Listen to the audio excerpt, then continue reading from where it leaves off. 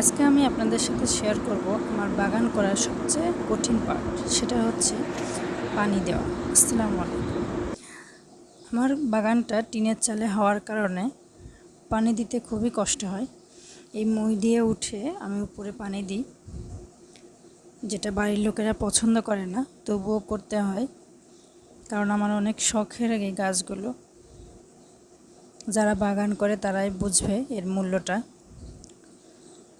জানি রিস্ক, তবুও করি। সবার বাগান করাটাই কষ্ট, তবে যাদের ছাদ নেই তাদের একটু বেশি কষ্ট হয়। তো বন্ধুরা, এটাই হচ্ছে আমার সেই টিনের চালের বাগান।